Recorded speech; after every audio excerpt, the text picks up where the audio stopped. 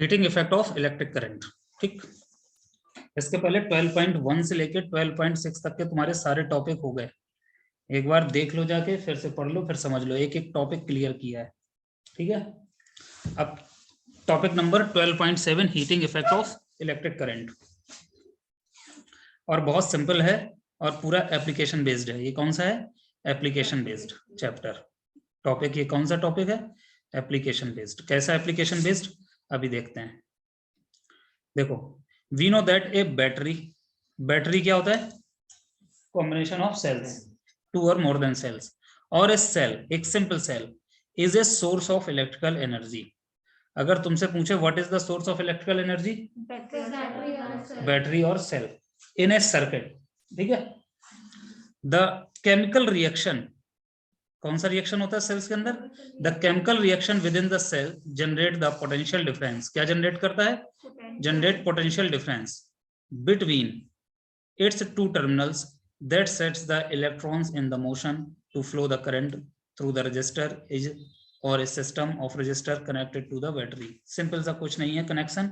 ये तुम्हारे बैटरी है, ये ऐसे बैटरी लगी, ये तुम्हारा पूरा एक सर्किट बना हुआ है। इस सर्किट में करंट कब फ्लो करेगी? सीधी सी बात है, ये प्लस टर्मिनल है, ये नेगेटिव टर्मिनल है। जब यहाँ का पोटेंशियल डिफरेंस इस टर्मिनल के पोटेंशियल डिफरेंस में ज्यादा हो, दोनों के बीच में पोटेंशियल डिफरेंस होगा, तो हमारा करंट फ्लो करेगा सर्किट में। किस डायरेक्शन से? पॉजिटिव डायरेक्शन से नेगेटिव डायरेक्शन की तरफ। ठीक है, अब इसी के बीच में हम ये बल्ब लगा दिया तो बल्ब ग्लो करने लगेगा। इसी के बीच में हमने लैपटॉप लगा दिया तो लैपटॉप ऑन हो जाएगा। अगर इसे हम चार्जर लगा दें तो चार्ज होने लगेगा। कुछ भी हम यूज कर सकते हैं सर्किट के अंदर, वो सारे काम करेंगे। तो यहाँ पे कह रहा है the sets of electron in motion to flow the current through a resistor. किसके रजिस्टर के थ्रू? अगर यहाँ हम बल्ब की जगह क्या यूज कर लें? रजिस्टर। बल्ब की जगह हम क्या यूज कर लें? इस जगह पे हम रजिस्टर यूज कर लें, तो उस सिचुएशन में हमारा क्या होगा कि ये देखो रजिस्टर। ठीक है, करंट किसके थ्रू पास करेगा? इस रजिस्टर के थ्रू। ठीक है, तो वही हम कह रहा है the electron in the motion to flow the current through resistor और a system of resistor. System of resistors का मतलब क्या है कि अब ये एक लगा था, हमने क्या किया? रजिस्टर्स की क्वांटिटी बढ़ा दी, ये दूसरा रजिस्टर लगा दिया, और फिर हमने क्या किया? और भी रजिस्टर्स बढ़ा दिए, यहाँ तीसरा रजिस्टर लगा दिया, तो ये 3 रजिस्टर्स हो गए। तो ये हो गया तुम्हारा system of resistors, single resistor और सिस्टम ऑफ रजिस्टर्स बहुत सारे connected to the battery. We have also seen in section 12.2 that to maintain the current, the source has to keep expanding its energy। कौन energy expand करेगा? ये जो तुम्हारा source है। Source में क्या लगा है? ग्रुप ऑफ सेल्स, इसी को हम क्या बोलते हैं? बैटरी। ये सिंगल सेल्स या group of cells. Where does the energy go? अब बताओ ये एनर्जी जा कहाँ रही? जो सेल से एनर्जी निकल रही है करंट के फॉर्म में, ये एनर्जी जा कहाँ रही है? ये लोड के क्रॉस पास हो रही है। किसके थ्रू पास हो रही है एनर्जी? लोड के अक्रॉस। या ऐसे कह सकते हो कि जो हमने बल्ब लगाया था या कोई भी हम डिवाइसेस यूज कर रहे हैं यहाँ पे, उसके अक्रॉस लोड हमारी जो एनर्जी है कंज्यूम हो रही है। एनर्जी क्या है? कंज्यूम। एनर्जी का मतलब ही क्या है? कंज्यूम होना। तो जो हमारे पास घर में जितने भी हाउस होल्ड्स में हम जितने भी अप्लायंसेस यूज किए हैं, वो सिंपली क्या करते हैं? एनर्जी को कंज्यूम करते हैं। और जब एनर्जी कंज्यूम होगी तो उससे हमारा बिजली खर्चा होगी, उसी का पैसा आता है ना, बिल आता है उसी का। तो ये हमसे पूछ रहा है where does the energy go? Where does the energy go? अब बताओ एनर्जी गई कहाँ? देखते हैं। A part of the source energy is maintaining the current may be consumed into the useful work। तो क्या कह रहा है? एनर्जी कहाँ गई? ये कह रहा है consumed into the useful work। Energy कहाँ गई? consumed into the useful work। कोई एक यूजफुल काम करने में एनर्जी हमारी कंज्यूम हो गई। लाइक एग्जाम्पल दिए, rotating the blades of electric fan. Electric fan के ब्लेड को रोटेट करने में एनर्जी कंज्यूम हो गई एक ये। फिर आगे कह रहा है rest of the source of energy may be expended in heat to raise the temperature of the gadgets. और कुछ एनर्जी हमारी कहाँ गई? एनर्जी उधर चली गई जो हमारे इस इलेक्ट्रिक सर्किट में गैजेट्स, इलेक्ट्रिकल गैजेट्स लगे हैं, उनके टेम्परेचर को राइज करने में चली गई। मान लो ऐसा कौन सा गैजेट्स है जिसका टेम्परेचर राइज होता है? ओवन, हीटर, इमर्सन रॉड, है ना, और ये टोस्टर बनाने वाले। इन सब में हमारा क्या होता है? हीट, जो हमारी एनर्जी फ्लो हो रही है वो किस फॉर्म में जा रही है? हीट के फॉर्म में। ठीक है, तो क्या कह रहा है? Source of energy may be expended. क्या कह रहा है? Source of energy may be expended in heat to raise the temperature. Most important point, heat कहाँ जा रही, heat to raise the temperature of gadgets. अब इसमें सारे गैजेट्स नहीं, जनरली बहुत सब में वैसे टेम्परेचर राइज होता है। तो मोबाइल का भी देखो टेम्परेचर राइज हो जाता है चार्जिंग पे लगाओ, लैपटॉप का भी टेम्परेचर राइज होता है तो फैन लगे रहते हैं। जितनी भी चीज एनर्जी कंज्यूम करती है मैक्सिमम उनमें क्या होता है, टेम्परेचर राइज होता है। फैन भी गर्म हो जाता है, फैन जो भी जिसमें मोटर लगी है वहां पे सब में जगह क्या हो जाएगा, टेम्परेचर राइज। सब एडॉप्टर देखो हीट अप हो जाते हैं। तो वही क्या कह रहा है कि raise the temperature of gadgets, gadgets के टेम्परेचर को रेज करने के काम में आ जाता है। Now we often observe that this is in our everyday life, ये हर दिन हम इसको चेक करते हैं अपने दिन लाइफ में। For example the electric fan becomes warm if use continuously for a longer time etcetera. लंबे समय तक हम फैन को यूज करें, इलेक्ट्रिक फैन को, हीट अप हो जाएगा। तो देखो तुम्हारी, अब कोई तुमसे पूछे जो सेल्स की एनर्जी है वो कहाँ गई, वो कहना कि गैजेट्स में कंज्यूम हो गई, और दूसरा गैजेट्स जो लगे उनमें हीट जनरेट करने के काम में आ गई, हीट प्रोड्यूस करने के काम में आ गई तुम्हारी energy. On the other hand if the electric circuit is purely resistive, electric circuit is purely resistive, इसका मतलब समझो ये क्या है, electric circuit is purely resistive का मतलब क्या होता है, देखते हैं। पूरा तुम चैप्टर पढ़ डालो, अगर इसकी एक एक लाइन नहीं पढ़ोगे तो तुम्हें समझ में नहीं आएगा। बहुत आसान चीज है और बहुत अच्छे से समझना। On the other hand if the electric circuit is a purely resistive, electric circuit क्या है, प्योरली रेजिस्टिव। इसका क्या मतलब है, प्योरली रेजिस्टिव का मतलब है कि तुम्हारे सर्किट में ओनली रेजिस्टर ही कनेक्ट है और कुछ कनेक्ट नहीं है तुम्हारे सर्किट में। क्या कनेक्ट है, ओनली सिर्फ रेजिस्टर कनेक्ट है। ये अमीटर हो गया और ये तुम्हारी की हो गई, ठीक है। और ये तुम्हारा लोड लगा है, ये प्लस माइनस, ये तुम्हारी बैटरी लगी है, मान लो 12 वोल्ट की बैटरी, ठीक है। तो ये जो अगर हमारे सर्किट में केवल रेजिस्टेंस लगा हो, ऐसे टाइप के सर्किट को हम क्या बोलते हैं, प्योरली रेजिस्टिव सर्किट। और भी बहुत सारी चीजें होती हैं, जैसे प्योरली रेजिस्टिव सर्किट के अलावा अगर हम सर्किट में क्या कनेक्ट कर दें, कैपेसिटर, क्या कनेक्ट कर दें, कैपेसिटर, तो ये प्योरली रेजिस्टिव सर्किट नहीं रहा, ये हो गया register capacitor circuit, RC circuit फिर इसको बोलेंगे, क्या बोलेंगे, आरसी सर्किट, जो तुम्हारे अभी सिलेबस में नहीं है तुम्हारे सिलेबस। और जैसे अगर हम इधर एक इंडक्टर लगा दें, इंडक्टर को कुल मिला के हम ऐसे गोल गोल करके क्वाइल के जैसे फॉर्म में लगाते हैं, तो ये इंडक्टर एल हो गया। अब ये सर्किट क्या हो गया, R L C circuit. It is not a purely resistive circuit. Purely resistive circuit means only resistance connected through the battery.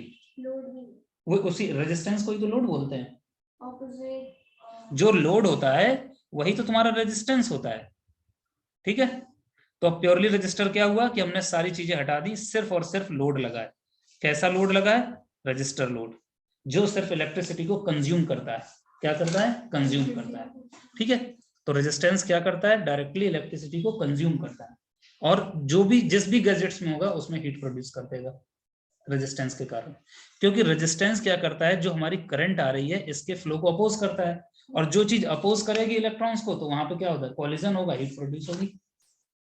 Simple सी बात है। आगे देखते हैं, कह रहा है this is the configuration of the resistor only connected to a battery. ये कब होगा प्योरली रजिस्टिव, सिर्फ रजिस्टर को हम किसके अक्रॉस कनेक्ट कर दें, बैटरी के साथ कनेक्ट कर दें। समझना एक एक वर्ड को। The source energy continuously get dissipated entirely in the form of heat. कह रहा है द सोर्स एनर्जी कौन सी, जो बैटरी के थ्रू एनर्जी ट्रांसमिट हो रही है, फ्लो हो रही है, इसी को हम बोलते हैं source energy continually gets dissipated, मतलब खत्म होना, entirely in the form of heat. किसके फॉर्म में खत्म हो जाएगी एनर्जी, हीट के फॉर्म में। अगर हम यहाँ पे बल्ब लगा दें तो बल्ब तो हीट देगा भी और लाइट भी देगा, ठीक है। हम कुछ ऐसा डिवाइस यूज करें, हमें लाइट वाइट नहीं चाहिए, हमें सिर्फ हीट चाहिए, और उसके लिए सबसे बेस्ट डिवाइस तुम्हारी कौन सी होती है, heater, immersion rod, purely resistive हो जाते हैं, ठीक है। आगे देखते हैं। This effect is utilized in a device such as a electrical heater and electric iron etc. जिसमें इलेक्ट्रिसिटी जो हमारी है टोटली कंज्यूम्ड हो, वो डिवाइसेस कौन से हैं, हीटर एंड इलेक्ट्रिकल आयरन। किस फॉर्म में इलेक्ट्रिकल एनर्जी रिड्यूस हो रही है, हीट के फॉर्म में। इलेक्ट्रिकल एनर्जी किस फॉर्म में कन्वर्ट हो रही है, हीट के फॉर्म में। वो कौन से डिवाइसेस, कौन सी चीज है, हीटर एंड इलेक्ट्रिक आयरन। ये क्या करते हैं, तुम्हारे इलेक्ट्रिकल एनर्जी को हीट एनर्जी में कन्वर्ट कर देते हैं, ठीक है। Consider the current I. अब इसका मैथमेटिकल एनालिसिस देख लें, ये तो थ्योरेटिकल हो गया, इतना सब क्या है, ये सारा थ्योरेटिकल है। अब हम मैथमेटिकल एनालिसिस देख लें थोड़ी सी। देखो कह रहा है consider a current I flowing through the resistor of resistance R. Let the potential difference across it V. Let T is the time during the which a charge Q flow across. The work done in a moving the charge Q through a potential difference V is VQ. ये होता है। इसमें क्या कह रहा है, simple सा, consider a current I flow through a circuit. कौन सा सर्किट है, इस तरीके से ये सर्किट तुम्हारा बना हुआ है, और प्योरली रेजिस्टिव सर्किट बना दें तो ये रेजिस्टिव सर्किट हो गया। ये अमीटर लगा दिया बड़ा बड़ा सा, और ये तुम्हारा की लगा दी, और ये पोटेंशियल डिफरेंस हो गया V। यहाँ पे register R, current I flow कर रही है। अब तुम देखो करंट I, समझ में आ गया, करंट I फ्लो कर रही है, flowing through a resistor, resistor जिसका रेजिस्टेंस कितना है R, इसके अक्रॉस फ्लो कर रही है। Let the potential difference across it V, potential difference कितना है V, ये क्या है potential difference. Time T, let T be the time during the charge Q flow across the across, इसके अक्रॉस कितना चार्ज फ्लो किया रेजिस्टेंस के across Q, कितने टाइम T। तुम ऐसा तो नहीं है कि ये तुमने बल्ब हीटर ऑन किया बंद कर दो तुरंत, तो क्या वो गर्म हो पाएगा, टाइम चाहिए ना। तो कुछ देर के लिए हम क्या करते हैं, उसमें इलेक्ट्रिसिटी फ्लो करते हैं। तो मान लो 5 सेकेंड 10 सेकेंड 15 सेकेंड, उसमें इतने में पता चलने लगता है कि हाँ हीट जनरेट हो रही है। ठीक है, यहां तक सारे पॉइंट समझ में आए। The work done in moving A charge Q, Q charge को मूव, यहां से चार्ज मूव करेगा ना, इलेक्ट्रॉन ऐसे मूव कर रहे हैं तो करंट ऐसे होगी, यही तो इलेक्ट्रॉन चार्ज है। इलेक्ट्रॉन चार्ज ऐसे मूव करेगा तो चार्ज को मूव करने में कुछ वर्क डन करना पड़ेगा, और वर्क डन बराबर क्या होता है, V is equal to W upon Q। So work done W is equal to V into Q। तो कितना वर्क डन करना पड़ेगा, ये देखो जो लिखा है VQ, समझ में आया। कितना वर्क डन करना पड़ेगा, VQ। Therefore the source must supply the energy equal to VQ in time T। तो टाइम T में कितनी सोर्स ने एनर्जी ट्रांसमिट की, VQ के बराबर। अब मत बार बार देख लो इस चीज को, जो वर्क डन है वही तो हो रहा है, वर्क डन हो रहा है, वही तो एनर्जी जा रही है। वर्क डन किस कारण हो रहा है, इस चार्ज Q को T टाइम फ्लो करने में अक्रॉस द रजिस्टर। ठीक है, तो कितना हमें वर्क डन करना पड़ा, W is equal to V into Q होता है formula. So hence the power input, एक नया टर्म आया बड़ी देर बाद, पावर, पहली बार ऐसा टर्म आया इससे पहले कहीं नहीं। तो यही पावर है, power input to the circuit by the source is. अब एक नया टर्म कौन सा आया, पावर इनपुट, बहुत अच्छा टर्म है। अब असली खेल इसी टर्म का है। अब देखो इसमें क्या है,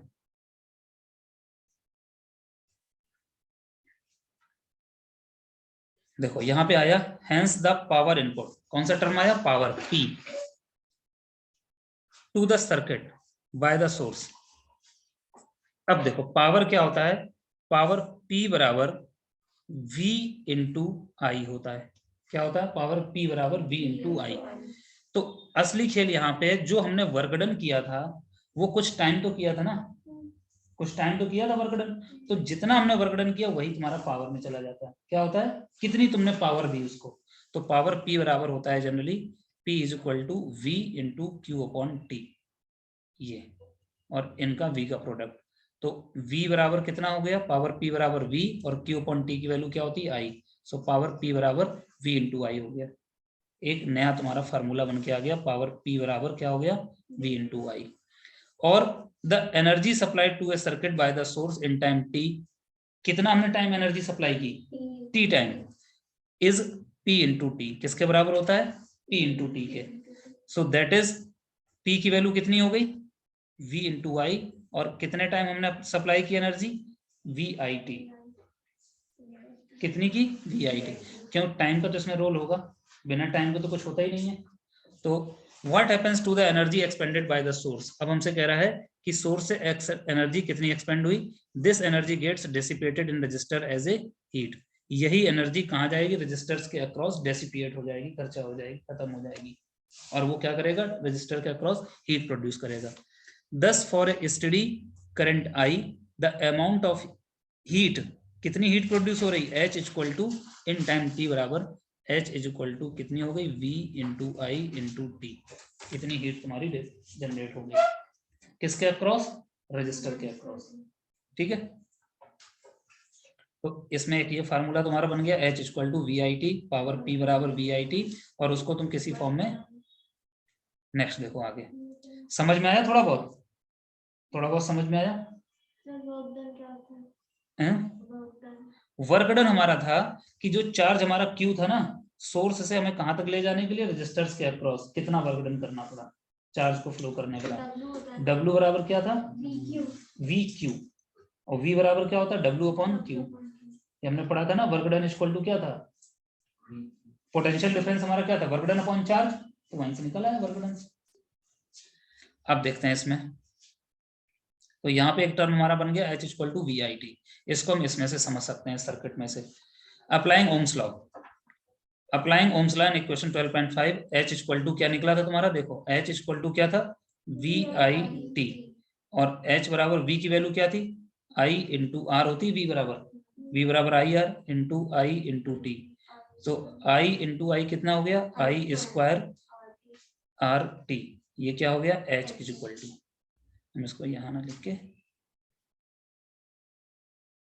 हम यहां लिख देते हैं, H इक्वल टू कितना हो गया, I square R T time T. ठीक है, H बराबर क्या हो गया, I square R T. This is known as Joule's law of heating. इसी को हम क्या बोलते हैं, इक्वेशन को, इस इक्वेशन को हम बोलते हैं जूल्स लॉ ऑफ हीटिंग। ठीक है, अभी हमने ये डेरिवेशन, ये फार्मूला क्यों ड्राइव किया, हमें भी इसको देखते हैं। The law implies that heat produce in a resistor is, अब हीट किसके प्रोड्यूस हो रही, हीट H बराबर कितनी है, आई स्क्वायर आर टी आ गई। तो तुम बताओ, H is directly proportional to the square of current, H is directly proportional to the resistance, H is directly proportional to the time taken।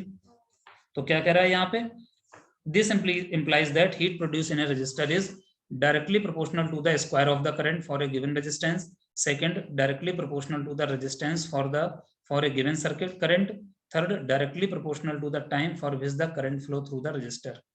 तो हीट किस पे डिपेंड कर रही है सर्किट की जो प्रोड्यूस हो रही है, करंट पे, रेजिस्टेंस पे और टाइम पे। अगर हम बहुत ज्यादा देर टाइम अगर हम हीटर में इलेक्ट्रिसिटी फ्लो करेंगे, ज्यादा देर हमें हीट मिलेगी। दूसरी बात, in practical situation when an electrical appliances is connected to a voltage source is used after calculating the current through it using the relation I equal to V upon R। तो ये तुम्हारा एक circuit है, basic circuit है, इसमें अगर हमें current निकालना हो तो सिंपल क्या निकालेंगे, V अपॉन R, कितनी करंट फ्लो कर रही है सर्किट के थ्रू, इस लोड के अक्रॉस कितना हीट फ्लो कर रहा है, वो हम किस फार्मूले के थ्रू फाइंड आउट करेंगे, H equal to I square R T के थ्रू। ठीक है, तो अभी हमें 2-3 फार्मूले मिले। पहला कौन सा मिला था, W is equal to V Q, जो कि हमने पहले पढ़ा था। इसके बाद इस P बराबर हमारे पास क्या बना, V इंटू आई। ठीक है, एनर्जी जो हमारी डिसिपेट हो रही है P बराबर ये, तो वो किस फॉर्म में एनर्जी डिसिपेट हो रही है, H इक्वल टू वी आई, और कितनी देर तुमने फ्लो किया, टाइम। ओम्स लॉ यहाँ पे अप्लाई कर दें, V बराबर क्या होता है, I R, so I into I square R T. ये हो गए दो सारे फार्मूले, समझ में आ गए। अब हम देखते हैं एग्जाम्पल नंबर 12.10। बहुत इजी एग्जाम्पल है, इससे हमें बहुत सारे कॉन्सेप्ट क्लियर हो जाएंगे हमारे। और an electrical iron consume energy at the rate of 840 वाट। तो ये वाट का मतलब समझते हो क्या होता है, ये जो हमारी पावर कितना कंज्यूम करता है वो लिखा रहता है। जैसे एक हमारी रॉड में लिखा रहता है, किसी रॉड में लिखा रहता है 40 वाट, 20 वाट। एलईडी जो बल्ब होते हैं उनमें हमारे पास 5 वाट का बल्ब होता है, 10 वाट का बल्ब होता है, 8 वाट का बल्ब होता है, 12 वाट का बल्ब होता है। वो उसमें भी थोड़ा वाट होता है, वो सिर्फ बोलने के लिए 0 वाट है, लेकिन उसमें भी कुछ एनर्जी कंज्यूम होती है। तो ऐसे लिखे रहते हैं, इनका मतलब ये है कि ये इतनी पावर कंज्यूम करेंगे। ठीक, हाँ, इतनी पावर कंज्यूम करेंगे, उसकी लिमिट है। अब यहाँ पे देख लेते हैं example 12.10। Example 12.10, an electrical iron, ये इसी को रेटिंग बोलते हैं, है ना। इसी को हम क्या बोलते हैं, कभी देखा है ऐसा लिखा हुआ, है ना। तुम देखना रेटिंग देखना अप्लायंसेस की, तो उसमें लिखा होगा P बराबर इतने वाट। ठीक, अब एग्जाम्पल देखते हैं। An electrical iron consume energy at the rate of 840 watt when heating is the maximum rate and 360 watt when the heating is at minimum. The voltage is 220 volt. What is the current and the resistance in each case? देखो क्या कह रहा है, an electrical iron consume energy at the rate of 840 watt when heating is at maximum rate. ये मतलब समझ रहे हो, जो आयरन होता है ना उसमें तुम गौर करके देखना, एक नॉब होती है, वो उसको घुमा दो, फुल पे कर दो तो ये एनर्जी जा रही है, कम पे कर दो तो कम एनर्जी कंज्यूम होगी। तो मैक्सिमम रेट पे कितना है, इतना, और मिनिमम रेट पे कितना है, 360 what. The heating is the minimum. The voltage कितना दे रहा है, input voltage 220 volt. What is the current and register in each case. समझ पाए इस क्वेश्चन का मतलब क्या हुआ, कि जो तुम्हारा जो आयरन ऐसे बना होता है ना, आयरन के ऊपर जो तुम्हारी ऐसे एक नोब यहाँ लगी रहती है, इसी नोब को हम कम ज्यादा करते हैं, सिल्क पे कर देते हैं, वूल पे कर देते हैं, है ना, कॉटन कपड़े के लिए कर देते हैं, है ना। तो किसी में कम यूज होती है, हमें मिनिमम करना होता है, किसी पे मैक्सिमम करना होता है। जब मैक्सिमम कर देंगे तो इसका मतलब क्या है कि वो फुल करंट यूज करेगा, फुल पावर यूज करेगा अपना। मिनिमम कर देंगे तो जितनी तुम्हारी रिक्वायरमेंट के अकॉर्डिंग होगा। तो आयरन में यही होता है। तो जब वो मैक्सिमम ले रहा है, क्या क्या चीज ले रहा है, जब एनर्जी किस रेट से मैक्सिमम कंज्यूम कर रहा है, पावर P बराबर कितना दिया गया है, 840 वॉट। ये फर्स्ट केस में, फर्स्ट केस में कितना 8 पावर ले रहा है, 840 वॉट। इनपुट वोल्टेज सप्लाई जो हमने दिया, कितना घर में हाउस होल्ड में हमारी कितनी सप्लाई आती है, 220 वोल्ट आती है। अब बताओ ये करंट कितना लेगा। तो पहले केस में क्या था, करंट I हमको फाइंड आउट करना है। I बराबर क्या होता है, P अपॉन V, और P की वैल्यू 840, V की वैल्यू 220। तो इसको सॉल्व करेंगे, कितना आ जाएगा, 3.82 एम्पियर। कितना आ गया, 3.82 एम्पियर। समझ में आ गया। सेकंड केस में क्या कह रहा है, अच्छा इसी केस में हमने करंट तो निकाल ली, हमें रेजिस्टेंस निकालना। रेजिस्टेंस कैसे निकालेंगे इसी केस में, रेजिस्टेंस R इक्वल टू क्या होता है, V अपॉन I। V की वैल्यू तुम्हारी कितनी है, 220, और I की वैल्यू कितनी है तुम्हारी, 3.82 अभी हमने निकाली। तो इसका रिजल्ट कितना हो गया, 57.60 ओम। रेजिस्टेंस की यूनिट कितनी होती है, ओम। समझ में आया।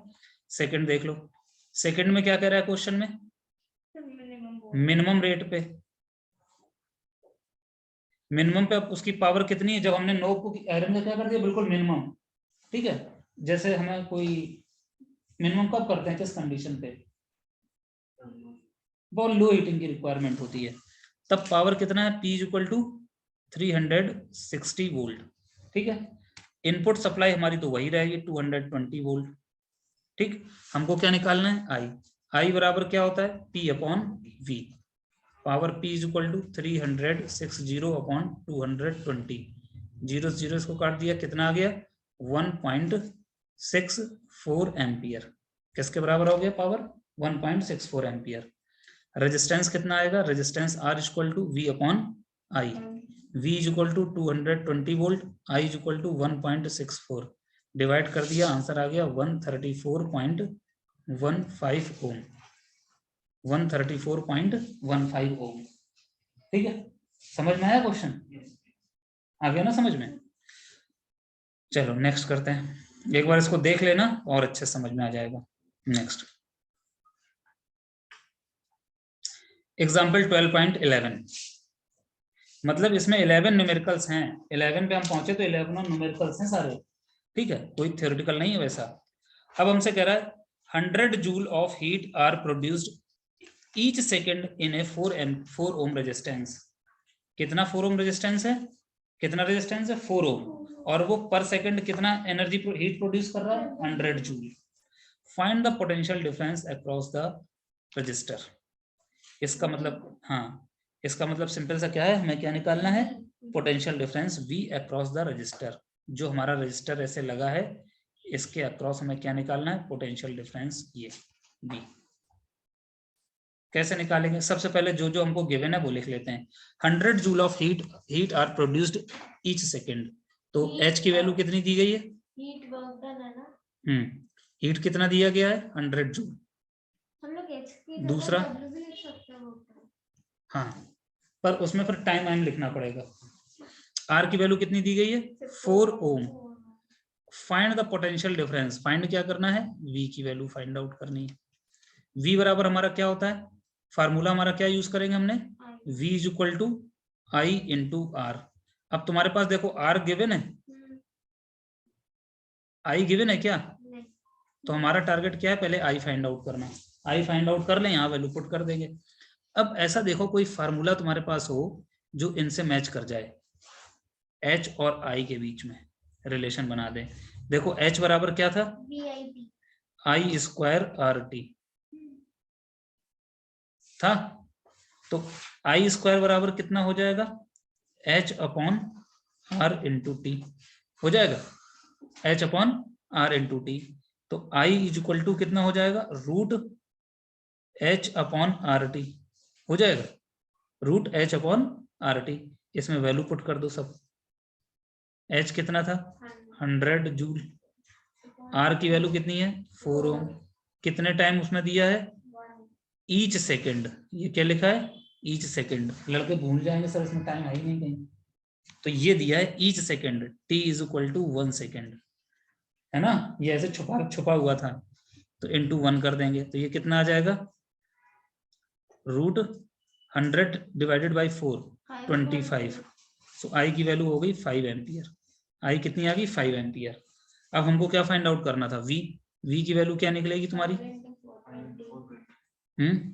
v इज इक्वल टू, यहां से निकाल लो, v बराबर आई इंटू आर, ओ आई इंटू आर, v बराबर आई इंटू आर। आई की वैल्यू अभी हमने निकाली 5 एम्पियर, रेजिस्टेंस हमको 4 दिया गया है, तो पोटेंशियल डिफरेंस उसके अक्रॉस कितना हो जाएगा, लोड के अक्रॉस 20 वोल्ट। कोई डाउट। अब यही है, पता क्या करेगा, पूरे के पूरे न्यूमेरिकल्स में H we I R T, यही 4-5 का रोल है ना इस टाइप के न्यूमेरिकल्स में, तो बस सिंपल से कर दोगे। इसको एक बार हम फिर समझा दे रहे हैं तुम्हें, कितनी हीट है एच, एच बराबर जो दिया है उसको लिख दो,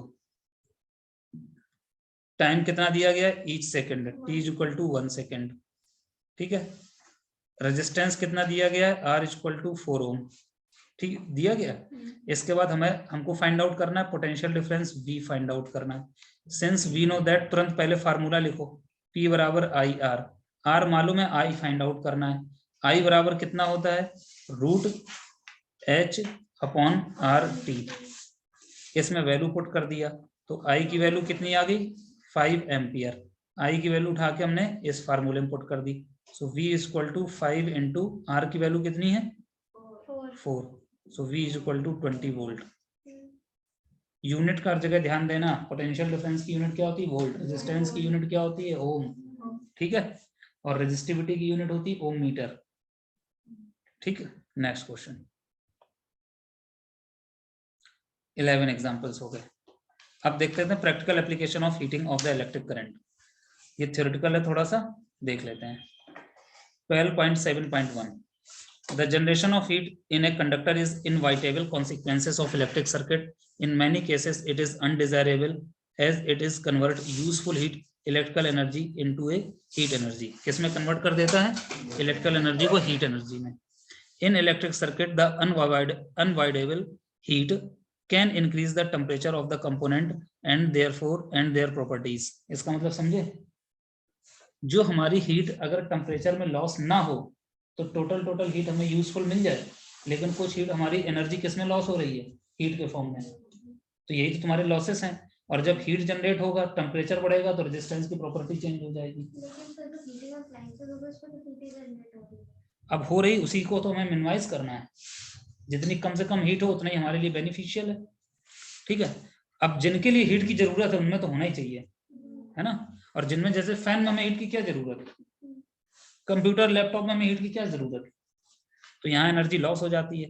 the electrical laundry iron, electric toaster, electric oven, electric kettle and the electrical heater are the some of the familiar device based on the joule heating. अगर तुमसे एग्जांपल पूछा जाए जूल हीटिंग के, कहाँ कहाँ पे जूल हीटिंग का example हो रहा है, ये सारे दे देना जहां जहां पे हमें इलेक्ट्रिकल हीट की जरूरत है, ठीक है। In electrical heating is also used to produce a light as in the electric bulb. Here the filament must be retained as much as of the heat generated as is possible so that it gets very hot and emit light, ठीक है। It must not melt, जैसे देखो हमने जो bulb का filament है उसमें हमने हीट दी, वो थोड़ी देर हीट से बहुत गर्म हो गया, लेकिन वो मेल्ट हो जाए तो बल्ब फ्यूज नहीं हो जाएगा। तो हमें उसका जो फिलामेंट है उसको हम इस मटेरियल का बनाएं कि वो हीट होने पे मेल्ट ना हो, जिसका मेल्टिंग पॉइंट वेरी हाई हो। तो जो बल्ब होता है ना तुम्हारा, ऐसे जो बल्ब बने रहते हैं, तो ये जो तुम्हारा बल्ब में लगा रहता है ना, ये होता है टंगस्टन का, इसका मेल्टिंग पॉइंट बहुत हाई होता है। तो कह रहा है it must not melt as such a high temperature, a strong metal with high melting point such as tungsten. Melting point कितना है? 3380 degree Celsius, 3380 degree Celsius, very high melting point, is used for making bulb filament. The filament should be thermally isolated as much as possible. कैसा होना चाहिए? Thermally isolated, मतलब बाहर के temperature से वो बिल्कुल आइसोलेट हो, ठीक है, उसमें एयर का इम्पैक्ट ना पड़े, ठीक। तो थर्मली आइसोलेशन का ये मतलब होता है। Making bulb filament thermally isolated as much as possible, ये मोस्ट इंपोर्टेंट लाइन है। बल्ब फिलामेंट, ये लाइन इंपोर्टेंट है। टंगस्टन मटेरियल इंपोर्टेंट है, ठीक है। इसका मेल्टिंग पॉइंट क्या होता है? Very high, 3380। अरे एक मटेरियल का कंबाइन करके बनाते हैं अलाइज टाइप का, तो वो होता है, ठीक है। The bulb are usually filled with a chemically inactive nitrogen and argon gases to prolong the life of filament. तो जो हमारा बल्ब होता है उसके अंदर हम कौन सी गैस भरते हैं? ये जो हमारी सीधे क्या कर सकते हैं? रिएक्शन ना कर सकें, ठीक है। अभी देखते हैं। Most of the power consumed by the filament appears as the heat, but a small part of it in the form of light radiated. ठीक है। Another common application of Joule heating is the fuse used in the electric circuit. क्या करते हैं? Fuse. It protects the circuit and appliances by stopping the flow of any unduly high electric current. Fuse का function क्या होता है कि कभी current बहुत ज्यादा होती है तो वो फ्यूज क्या करता है? हीट अप होकर फ्यूज हो जाता है, तो आगे का पूरा सर्किट को ब्रेक कर देता है, एज ए स्विच की तरीके से वर्क करता है, ठीक है। अब फ्यूज की जगह जनरली एमसीबी यूज कर रहे हैं। कौन बार बार फ्यूज फूक जाएगा, फ्यूज हो जाएगा, फिर उसको बदलो जाके तार, पतला तार लगाओ। एमसीबी क्या करती है? सीधे ट्रिप कर जाएगी, ऊपर जाके उठा दो, जैसे हाई करंट आएगा ट्रिप कर जाएगी, फिर उठा दो। तो बहुत ईजी प्रोसेस है, तो इसकी जगह हम एमसीबी यूज करते हैं द फ्यूज की जगह। The fuse is placed in A series with the device. Fuse को कैसे लगाते हैं? डिवाइस में सीरीज के पैटर्न में। It consist of a piece of wire, एक छोटा सा वायर होता है, made of the metal or an alloy of the appropriate melting point, for example aluminium, copper, iron, lead etcetera. इसके हम क्या बनाते हैं? इन मटेरियल्स के fuse. If current larger than the specified value flow through the circuit. Circuit में हमारे house hold में कितने करंट लगे हैं? 220 वोल्टेज का सप्लाई के इनपुट वोल्टेज के होते हैं, मैक्सिमम 240। रेटिंग क्या होती है हाउस होल्ड इक्विपमेंट्स की? 220 से 240। मान लो उससे बहुत ज्यादा करंट हो, वोल्टेज आ जाए, और हम जानते हैं वी बढ़ने से क्या बढ़ता है? करंट बढ़ेगा। ज्यादा वोल्टेज हो जाएगा, पूरा सर्किट क्या हो जाएंगे? ये सब डैमेज हो जाएंगे। तो उससे पहले एक छोटा सा फ्यूज लगा दिया, जैसे ये पूरा तुम्हारा सर्किट है, यहाँ एक छोटा सा फ्यूज लगा दिया ऐसे तार से, और यहां से हमारी जैसे सप्लाई बहुत ज्यादा हुई तो ये वाला पोर्शन मेल्ट हो जाएगा। तो ये मेल्ट होने के बाद क्या होगा? सिंपल सा यहाँ पे क्या हो जाएगा? ब्रेकडाउन। तो सर्किट क्या हो जाएगा? ओपन सर्किट बन जाएगा। तो आगे जितने भी हमारे इसके आगे लगे हैं इक्विपमेंट, डिवाइसेस, यहाँ जितने भी कनेक्ट हैं सब बच जाएंगे, सेफ हो जाएंगे, है ना। अब इसकी जगह हम जनरली क्या यूज कर देते हैं? एमसीबी, ठीक। आगे देखते हैं। This melt the fuse wire and breaks the circuit. The fuse wire is usually in cascade in a cartridge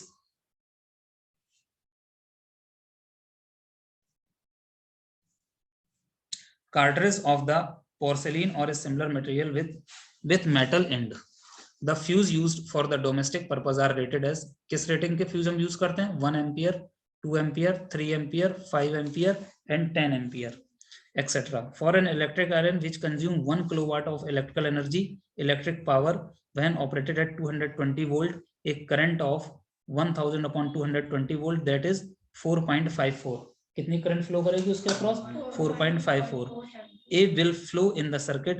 In this case, if 5 ampere fuse must be used. कितना fuse must use करना पड़ेगा? 5 ampere. अब देखो circuit में हमारे जो हमारी इतना कंज्यूम, कितना पावर कंज्यूम कर रहा है? 1 किलोवाट। जैसे एसी है, एसी इतना पावर कंज्यूम कर रहा है, तो एसी के तुम जो वायर होते हैं वेरी थिक होते हैं, और उसमें अगर तुम्हें मैक्सिमम करंट कितनी हो जाएगी? 4.5 एम्पियर तो फ्लो कर ही रही है।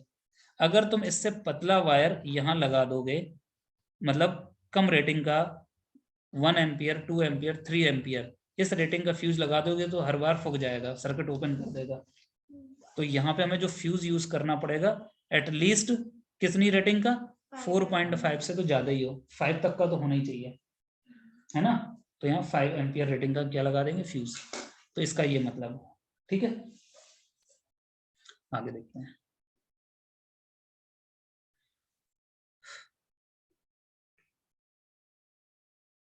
समझ में आ रहा है थोड़ा बहुत, बस ज्यादा कठिन नहीं है, बहुत सिंपल सिंपल चीजें हैं। अगला टॉपिक है इलेक्ट्रिक पावर।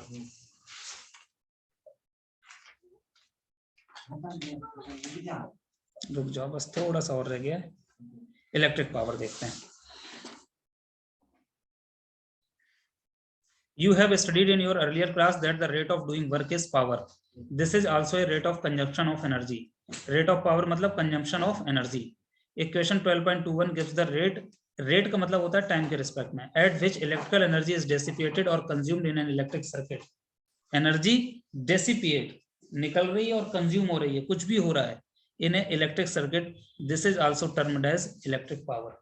किसमें रिप्रेजेंट करेंगे उसको, इलेक्ट्रिकल पावर में, एनर्जी कंज्यूम हो रही हो या डिसिपेट हो रही हो, ठीक है। पावर P बराबर क्या होता है, V equal to I। Power P is equal to voltage into current, रट लो, power P is equal to voltage into current, ठीक है। अब पावर P, V बराबर क्या होता है तुम्हारा, I इंटू R, और ये आगे एक I और लगा हुआ है, तो I इंटू I कितना हो गया, I स्क्वायर R, ठीक है। और दूसरा देखो पावर P बराबर कितना होता है, V एज इट इज रहने दो, I बराबर क्या होता है, V upon R। So V into V कितना हो गया, V square over R। So power के तुम्हारे क्या फार्मूले हो गए, पावर P बराबर VI is equal to I square R is equal to V square over R, कुछ भी हो सकता है, ठीक है। The SI unit of electrical power is watt. It is the power consumed by the devices that carries 1 ampere of current when operated at a potential difference of 1 volt. तो 1 watt power कितनी होगी, 1 watt power is equal to 1 volt potential difference, और circuit में current कितनी flow करे, 1 ampere. So 1 watt is equal to कितना हो गया, 1 वोल्ट एम्पियर। ये समझ में आया कैसे बन गया, 1 watt पावर कितना हो गया, 1 watt के लिए वोल्टेज कितना होना चाहिए, 1 वोल्ट, और करंट 1 एम्पियर, तो 1 इंटू 1 1 हो गया, V into a 1 watt is equal to किसके बराबर हो गया, 1 वोल्ट एम्पियर के बराबर, ठीक है। और फिर कह रहा है the unit watt is a very small, therefore the actual practice we use the much larger unit called kilowatt. Watt बहुत छोटी यूनिट होती है, तो हम जनरली क्या यूज करते हैं, किलोवाट। और जहां किलो लग जाए वहां का मतलब क्या है, 10 रेज़ टू द पावर 3 आ जाता है ना, किलो मतलब 10 raise to the power 3। It is equal to the 1000 watt, किसके बराबर, 1000 वाट के बराबर। Since electrical energy is product of the power and time, electrical energy किसके बराबर, जो इलेक्ट्रिकल एनर्जी है ना, इलेक्ट्रिकल एनर्जी ये किसके बराबर होता है, पावर इनटू टाइम। कितनी पावर दे रहे हो और कितने टाइम दे रहे हो, वही तो इलेक्ट्रिकल एनर्जी आ जाएगी। So the unit of electrical energy is therefore watt hour. Power की यूनिट कितनी हुई, पावर की यूनिट कितनी हुई, वाट, और टाइम की यूनिट यहाँ पे कितनी लेंगे, आवर। टाइम की यूनिट कितनी लेंगे, जब एनर्जी हमें कंज्यूम करना है तब हम एनर्जी यूनिट क्या लेंगे टाइम की, watt hour. So energy consume कितनी हुई, वाट आवर के फॉर्म में। फिर कह रहा है 1 watt hour is the energy consumed when 1 watt of power is used for 1 hour। 1 watt कितनी है, 1 watt hour एनर्जी किसके बराबर होगी, when 1 watt of power is used for 1 hour। The commercial unit of electrical energy is kilowatt hour। watt hour भी small है, तो commercial unit क्या हो गई, kilowatt hour. Kilowatt hour, kilowatt hour मतलब 10 raise to the power 3 watt hour, ठीक है। कितनी, 10 raise to the power 3 unit. इसका मतलब क्या है, जो तुम अपने घर में एनर्जी यूज करते हो वो कितनी है, किलोवाट आवर में, ठीक। किसमें मेजर करते हैं जो घर में एनर्जी यूज करते हो, किलोवाट आवर में। अब इसको जरा समझ लेते हैं ये है क्या।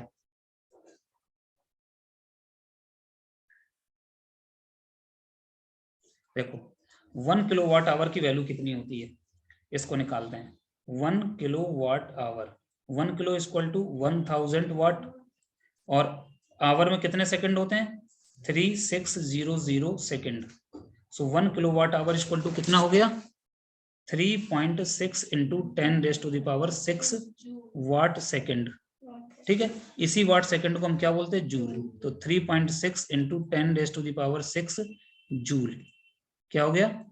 3 × 10⁻⁶ जूल। सेकंड नहीं, किसमें? जूल। तो 1 किलोवाट आवर किसके बराबर हो गया? 3.6 × 10⁻⁶ जूल। नेक्स्ट क्वेश्चन देख लेते हैं इसमें। यहां दो मोस्ट इंपोर्टेंट क्वेश्चन है इसी से रिलेटेड टॉपिक से। Example number 12.12. An electric bulb is consumed 220 volt generator. The current is 0.5 ampere. What is the electric power of the bulb? देखो हमें इसमें क्या गिवन है? V is equal to 220 volt is given and current in the circuit कितना flow कर रहा है? 0.50 ampere. हमसे पूछा है what is the power. We know that power हमको फाइंड आउट करना है। पावर P बराबर क्या होता है? V इंटू आई।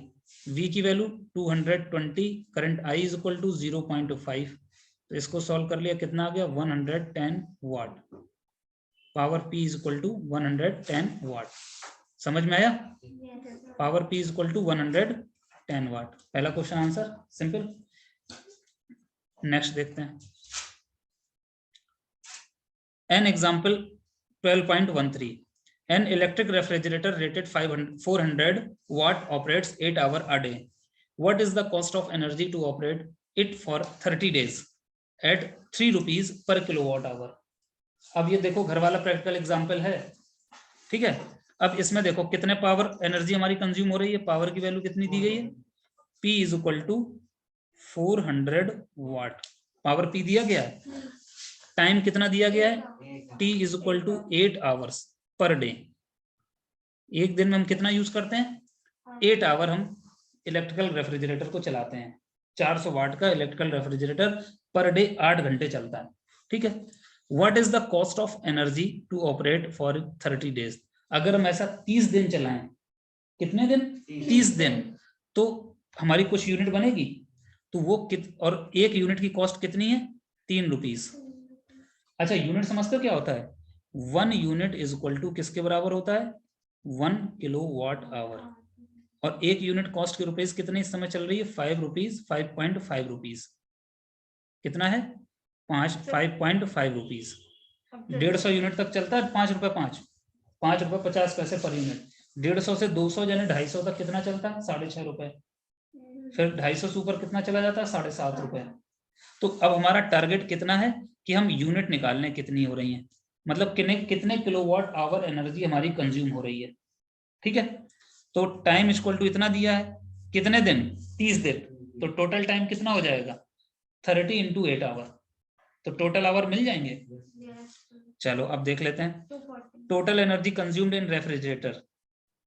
टोटल एनर्जी कंज्यूम, कितनी एनर्जी कंज्यूम हो जाएगी? 400 वाट। तो ये हो गया तुम्हारा, ठीक है। 400 वाट हो गया। कितने टाइम? 8 our per day. कितने दिन? 30 दिन। तो टोटल अगर इसको हम सॉल्व कर लें, कितना आ गया? 96000 वाट आवर। इतने वाट आवर, ठीक है। अब हमारी एक यूनिट किसके बराबर होती है? किलोवाट के आवर के बराबर होती है 1 यूनिट। तो इतने वाट आवर को किलो आवर में कन्वर्ट करने के लिए क्या करना पड़ेगा? किलोवाट आवर में 10 की रेज़ टू द पावर 3 से डिवाइड कर दें। सो 96000 डिवाइडेड बाई 1000, तो ये हमारा कितने बन गया? Kilowatt hour is equal to 96 kilowatt hour. तो हमारी कितनी यूनिट हो गई? 96 यूनिट हमारी कंज्यूम हो गई। सर अगर हम लोग 8 × 3 कर लेंगे 440 × 2, वो तुम्हारे कैलकुलेशन है, कैसे भी कर लो, तुम्हारी मर्जी। अब हमारे पास कितना हो गया इसमें? 96 यूनिट हो गई। पर यूनिट कॉस्ट कितनी है? पर यूनिट कॉस्ट कितनी है हमारे पास? 3। एनर्जी का फॉर्मूला क्या होता है? PT। P × T। तो टाइम ये होगा ना, यूनिट क्या होती है एनर्जी की? जूल। अब उसमें ना करो, इसमें तुम सीधा देखो पावर हमें इतना दिया गया है, कितनी देर किया। अब हमारे टोटल एनर्जी कॉस्ट कितनी आ गई, यहां देख लो कॉस्ट कितनी होगी। कॉस्ट बराबर कितना हो गया? टोटल 96 यूनिट है, पर यूनिट की कॉस्ट कितनी है? 3 रुपीज। 3 से मल्टीप्लाई कर दो, कितना आ जाएगा? 288 रुपीज तुमने खर्चा कर दिया। जब तुम्हारा 400 वाट का रेफ्रिजरेटर घर में कितनी देर चलता है? 8 घंटे और 30 दिन में, तो इतने रुपए तुमने खर्चा कर दिए। अब बताओ फ्रिज का पानी पीना चाहिए? 96,000 को हमने डिवाइड किया। वो तो वाट आवर में आया था ना ये वैल्यू, वाट आवर को किलो वाट आवर में कन्वर्ट करने के लिए 10⁻³ से कर दो। जूल मतलब वॉट आवर। हाँ, तुम जूल के पीछे काहे पड़ी हो? सीधे वाट आवर देखो ना, यूनिट में जा रही वैल्यू। पावर किस में दिया गया? वाट में। पावर किस में? वाट में। टाइम कितना? इतना, सीधे वाट आवर आ गया। तो तुम्हारे घर में जो रेफ्रिजरेटर है वो उसमें कितना खर्चा हुआ? जब 8 घंटे चलाओ, तुम्हारा रेफ्रिजरेटर कितनी देर चल रहा है? 24 घंटे बराबर चलता है।